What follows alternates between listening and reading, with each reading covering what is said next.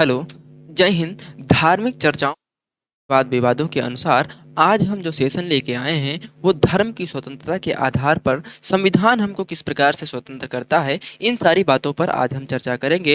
यानी कि fundamental right of the Indian citizen में right to freedom of religion, यानी कि धर्म मौलिक अधिकार जो नागरिकों को, भारत के नागरिकों को जो मौलिक अधिकार हैं उसमें धर्म की स्वतंत्रता हर नागरिक को किस प्रकार से प्राप्त है।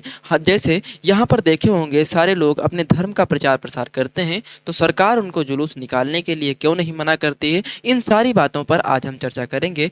बने रहिए वीडियो के अंत तक, आपको सारी जानकारी मिलेगी। वीडियो पसंद आए तो लाइक करना, अभी तक आपने चैनल को सब्सक्राइब नहीं किया तो सब्सक्राइब किए। नमस्कार, मैं अनुपम आज के सेशन में आप सभी का स्वागत करता हूं।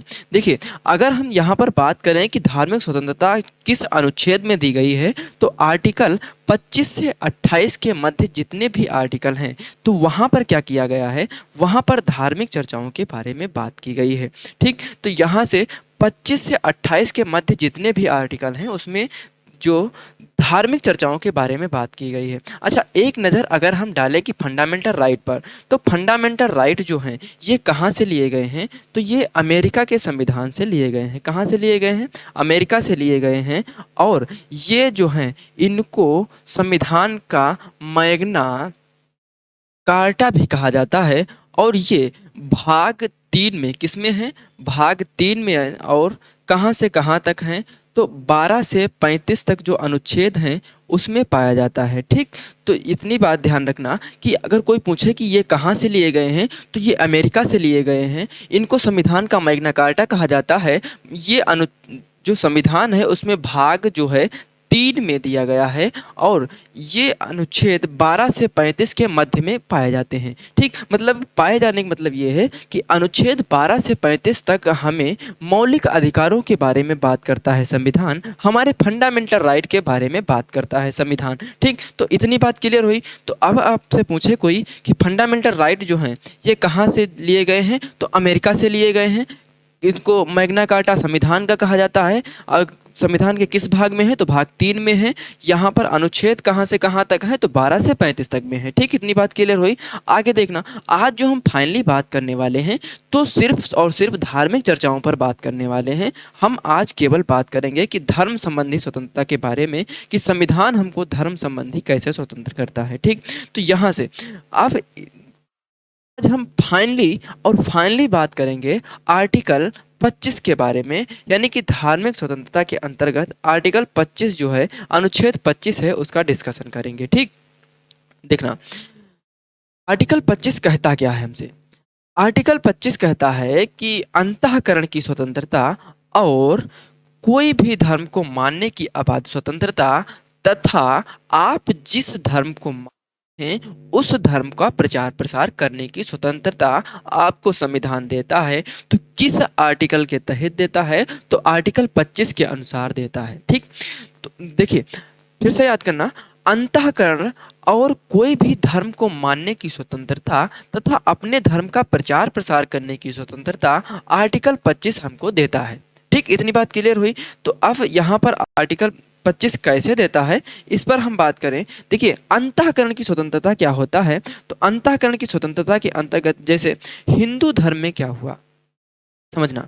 हिंदू धर्म में क्या है, बहुत सारे लोग, बहुत सारे देवता हैं, जैसे राम हैं, कृष्ण हैं और हनुमान हैं, विष्णु हैं, शंकर हैं, लक्ष्मी माता, दुर्गा माता, गणेश जी, मतलब ए टू जेड बहुत सारे भगवान हैं। तो आप अपने जैसे हिंदू धर्म में आप हैं तो हिंदू धर्म के अनुसार आपको कोई ये नहीं कह सकता, ओए तुम राम को क्यों नहीं मानते हो, कृष्ण को क्यों मानते हो, ऐसा कोई नहीं कह सकता है। आप अपने भगवान को मानने के लिए पूर्णतः स्वतंत्र हैं। ठीक, तो अंतःकरण का मतलब ये है कि हम अपने धर्म संबंधी क्या कर सकते हैं, हम जिस भगवान में विश्वास करते हैं उस भगवान को मान सकते हैं। जैसे यहाँ पर देखना, जैसे ये मुस्लिम महिलाएं हैं, अगर इनका मन कर दे कि हिंदू महिलाओं की तरह सिंदूर लगाने का, तो इनकी इच्छा के अनुसार ये जो मुस्लिम महिलाएं हैं ये हिंदू महिलाओं की तरह सिंदूर लगा सकती हैं। यहाँ पर देखिए, अगर ये हिंदू महिलाएं जो हैं इनका मन कर दें कि गुरखा पहनने का तो गुरखा पहन सकती हैं। यहाँ पर देखिए, जो ये ताजिया का मेला निकला, यानी कि मुहर्रम। हम लोग क्या कहते हैं, ताजिया। देखिए बड़ी बड़ी ताजिया हैं। तो यहाँ पर जो ये मुहर्रम होती है, अगर किसी हिंदू का मन करता है कि मुहर्रम का त्यौहार मनाने का, वैसे भी आप देखे होंगे कि बहुत हिंदू भाई लोग ये मुहर्रम का त्यौहार मनाते हैं और ताजिया भी लाते हैं, अपने घर रखते हैं। ठीक, तो यहाँ पर आप पूरी तरह स्वतंत्र हैं ये त्यौहार मनाने के लिए।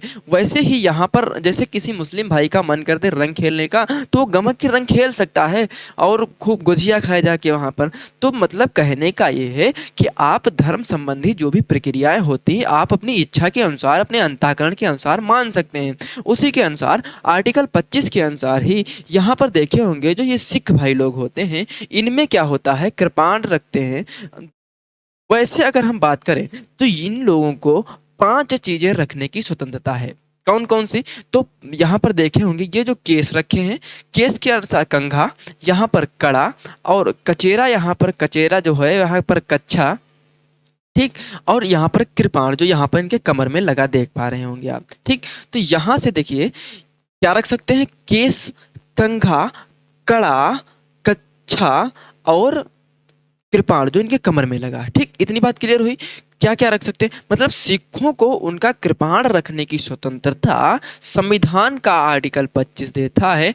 अब सिख लोग वैसे भी जानते हैं कि इनको इतनी बड़ी तलवार नहीं रखना है, तो अपने धर्म के अनुसार छोटा सा रखते हैं कृपाण। ठीक, इतनी बात क्लियर हुई। तो आप अंतःकरण की स्वतंत्रता के अंतर्गत आप जिस भगवान को मानते हैं, जाइए उस भगवान को मानिए, आपको कोई बाध्य नहीं कर सकता। ठीक, अच्छा, यहाँ पर बात की गई कि कोई भी धर्म मानने की अबाध रूप से स्वतंत्रता।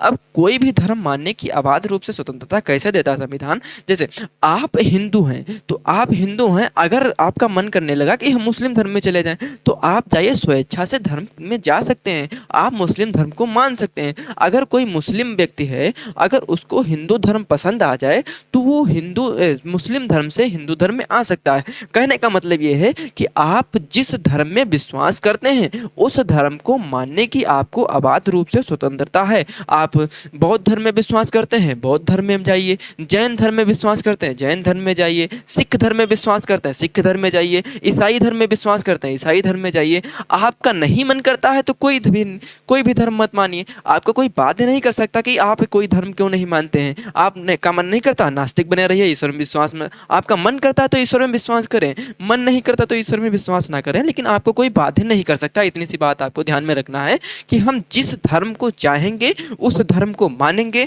हम पर कोई हावी नहीं हो सकता, हमको कोई बाध्य नहीं कर सकता। और यहाँ पर जो पाबंदियां वो ये हैं कि आपको कोई जबरदस्ती भी धर्म में नहीं ला सकता। जैसे आपको कोई चाहे कि जैसे आप हिंदू हैं तो कोई मुस्लिम चाहे कि हम अपने धर्म में ले जाएं, तो जबरदस्ती नहीं कर सकता। ना तो लुभावना वाली यानी कि ना तो लालच वाली कोई प्रक्रिया कर सकता है। कहने का मतलब ये है कि आप अपनी इच्छा पर डिपेंड हैं कि आप किस धर्म में विश्वास रखते हैं। ठीक, इतनी बात समझ में आई। तो आपका जो मन करता है उस धर्म को मानिए, कहने वाला कोई नहीं होता। उसी के अनुसार जैसे हमने आगे बोला था कि कोई भी धर्म को प्रचार, जैसे आप जिस धर्म को मानते हैं उस धर्म का आप प्रचार प्रसार करना चाहते हैं, तो आप उस धर्म का प्रचार प्रसार करने के लिए पूर्णतः स्वतंत्र हैं, आपको कोई बाध्य नहीं कर सकता। जैसे यहाँ पर देखिए, यहाँ पर सिख हैं, हिंदू हैं, मुस्लिम हैं, यहाँ पर बौद्ध जैन वाले हैं, बौद्ध वाले हैं, यहाँ पर ईसाई लोग हैं, यहाँ पर जैन हैं। तो यहाँ पर हमारे कहने का मतलब संविधान के कहने का मतलब ये है कि आप अपने धर्म का प्रचार प्रसार पूर्णतः करिए, बशर्ते ये है कि कोई भी धर्म का प्रचार प्रसार हो रहा हो तो वहां पर लोक व्यवस्था, सदाचार और स्वास्थ्य, किसमें? लोक व्यवस्था, सदाचार और स्वास्थ्य में कोई परिवर्तन ना आने पाए। आप पूर्णतः स्वतंत्र हैं अपने धर्म का प्रचार प्रसार करने के लिए। ऐसे ही कोलकाता में आनंद मार्ग रैली निकल रही थी।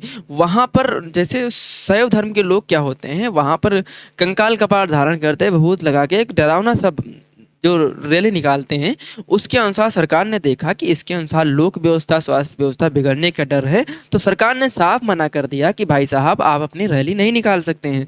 ठीक, तो अब यहाँ पर आपके मन में क्वेश्चन उठ रहा होगा कि लोक व्यवस्था, सदाचार और स्वास्थ्य कैसे नहीं बिगड़ना चाहिए। आइए हम इसी बातों पर चर्चा करते हैं। ठीक, तो लोक व्यवस्था का मतलब क्या हुआ,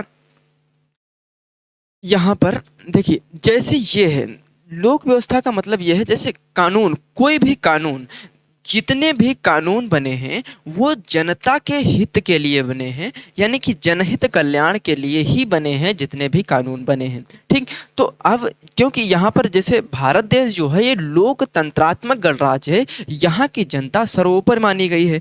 तो संविधान कहता है कि आप अपने धर्म का प्रचार प्रसार करिए, लेकिन जितने भी कानूनन नियम बने हैं, जितने भी यहाँ पर लोक व्यवस्थाएं बनी हैं, उनमें कोई गड़बड़ी नहीं आनी पाए। उनमें अगर परिवर्तन आता है तो आप रैली नहीं निकाल सकते, आप अपने धर्म का प्रचार प्रसार नहीं कर सकते। ठीक, तो इतनी बात क्लियर हुई। लोक व्यवस्था का मतलब क्या हुआ, समझ गए ना, कि जितने भी लॉ हैं उसके अनुसार, जितनी भी व्यवस्थाएं बनाई गई हैं उसके अनुसार आप उनको बरकरार रखिए। आप अपने धर्म का प्रचार प्रसार करते हैं, अच्छी बात है, लेकिन जो भी लॉ ऑर्डर है उसको मेंटेन रखना होगा आपको। ठीक, तो इतनी बात क्लियर हुई कि लोक व्यवस्था क्या है, कोई भी लॉ ऑर्डर अव्यवस्थित ना होने पाए। ठीक, तो इतनी बात क्लियर हुई। अच्छा, इसी के अकॉर्डिंग आपको जैसे बताया मैंने कि सदाचार, तो सदाचार क्या होता है, जैसे यहाँ पर देखिए, ये क्या है, गुरु जी अपने शिष्यों को शिक्षा दे रहे हैं, ये अपने सदाचार के अनुसार शिक्षा दे रहे हैं। ठीक, तो अब कोई आए कि आप ऐसे नहीं ऐसे, मतलब अब इनकी शिक्षा का एक क्रम या खड़े खड़े मतलब कोई ऐसा इसमें परिवर्तन लाने का प्रयास करे, ठीक, तो वो उसका जिम्मेदार होगा। नहीं समझ में आया, समझना, दूसरा एग्जाम्पल समझाते हैं हम आपको। जैसे आपके घर में पूर्वजों के नियम बने बने चले हैं, जैसे एग्जाम्पल की बात करें, जैसे देखे होंगे बहुत हिंदू धर्म में क्या होता है, ताजिया रखते हैं, उनके पूर्वजों से ताजिया रखने की प्रथा चली आई थी। नहीं, कौन, हिंदू, धर्म कौन, हिंदू। अब क्या है, उनके पूर्वजों से उनमें क्या है, ताजिया रखते चले आ रहे हैं।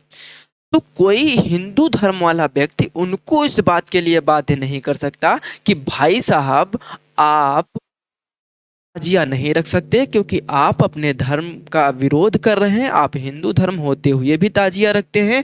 तो कोई भी रैली हो, कोई भी हिंदू धर्म का लोग हो, अपने धर्म का प्रचार प्रसार हिंदू धर्म का कर रहा है, तो उसके अनुसार उनको, उनके सदाचार उनको बाध्य नहीं कर सकता कि क्योंकि उनको पूर्वजों से एक सदाचार के रूप में एक शिष्टाचार चलता आ रहा है।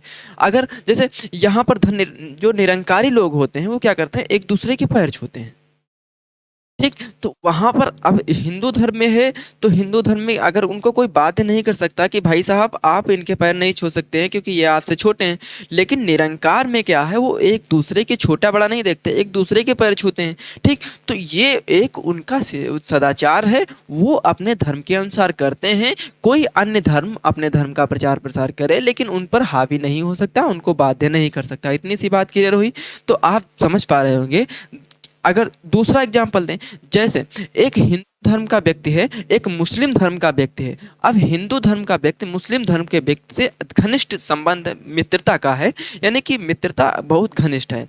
अगर इनमें धार्मिक भावना रखते हुए अगर कोई व्यक्ति आता है और इनके व्यवहार में अगर परिवर्तन लाना चाहता है या इनके व्यवहार को तोड़ना चाहता है, तो इसका जिम्मेदार वही धर्म का व्यक्ति होगा जो धर्म का व्यक्ति यहाँ इनको तोड़ने आया था। ठीक, तो हमारी समस्या आप समझ गए होंगे बहुत अच्छी तरह। चलिए आगे अगर हम बात करें स्वास्थ्य व्यवस्था की, तो स्वास्थ्य व्यवस्था क्या होती है, जैसे स्वास्थ्य व्यवस्था क्या होती है, जैसे यहाँ पर देख रहे होंगे आप सती प्रथा। सती प्रथा में क्या होता था, जिसका हस्बैंड एक्सपायर कर जाता था, मतलब जिसके पति की मृत्यु हो जाती थी, वहाँ पर हिंदू धर्म में क्या होता था, उसकी पत्नी को जबरदस्ती चिता पर बैठाकर बाई फायर उसको भगवान के यहाँ, गाड के यहाँ भेज दिया जाता था। बाई फायर मतलब आग के द्वारा उसको भी उसके साथ ही भेज दिया जाता था। लेकिन सरकार ने इस पर पाबंदी लगा, वैसे तो राजा राम मोहन राय जैसे लोग थे, उन्होंने सती प्रथा का अंत किया, लेकिन संविधान भी इस पर बात करने लगा कि आप जबरदस्ती नहीं कर सकते। कैसे, वो भी हम बात करेंगे। ठीक, तो आप इतनी बात समझ, मतलब अपने धर्म, हिंदू धर्म में अगर सती प्रथा है, तो सती प्रथा होने के बावजूद आप उस पर बाध्य नहीं कर सकते। इसका मन करेगा तो उसके साथ जाएगी, और नहीं मन करेगा तो नहीं जाएगी, दूसरा विवाह करेगी। ठीक, तो इतनी बात आपको क्लियर होगा। जैसे यहाँ पर देखिए, जैन धर्म में क्या होता है, एक अवस्था के बाद संलेखना विधि से इनको प्राण त्यागने का एक नियम चलता है, इनमें एक प्रथा चलती है। तो ये हमारे कहने का मतलब, जैसे यहाँ पर देखिए, ये बाबा क्या कर रहे हैं, संलेखना विधि से प्राण छोड़ रहे हैं। ठीक, जैन धर्म के हो, संलेखना विधि से प्राण छोड़ रहे हैं, ठीक है।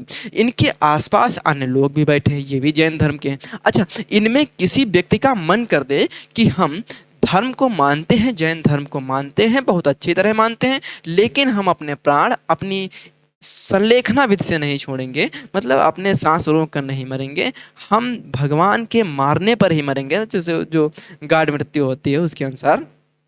तो कोई भी व्यक्ति उस व्यक्ति को बाध्य नहीं कर सकता कि आप जैन धर्म में हैं तो जैन धर्म में होने के बावजूद होने के लिए आपको संलेखना विधि से प्राण त्यागना होगा, तो आप ऐसा नहीं कर सकते हैं। आप अपने धर्म का प्रचार प्रसार करते हैं तो करते रहिए, लेकिन उस पर आप हावी नहीं हो सकते हैं। ठीक इसी के अनुसार यहाँ पर देखिए, बाल जो प्रथा थी, बाल विवाह प्रथा, वो भी स्वास्थ्य व्यवस्था को देखते हुए बंद कर दी गई है। अब जब एडल्ट हो जाएंगे लोग तभी शादी की जाएगी। इसी के अनुसार 3 तलाक जो होता था उसमें हलाला प्रथा मुस्लिमों में होती थी, उसके अनुसार ये भी उनके इच्छा पर डिपेंड कर दिया गया, अगर महिला चाहेगी तभी होगा वरना नहीं होगा।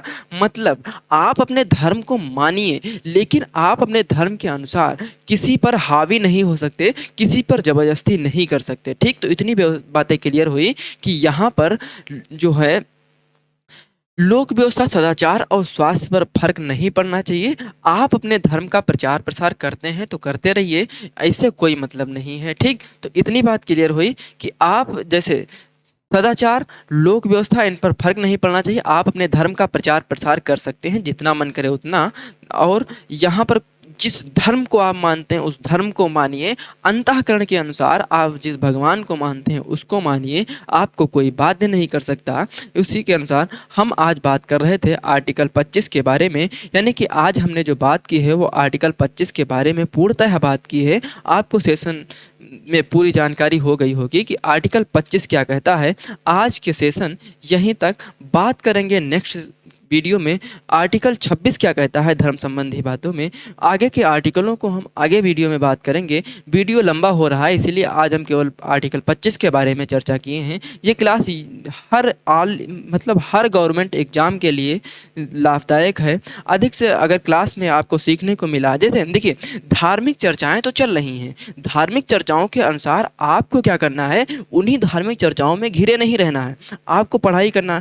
आप पढ़ेंगे तभी बढ़ेंगे, नहीं पढ़ेंगे तो नहीं बढ़ेंगे।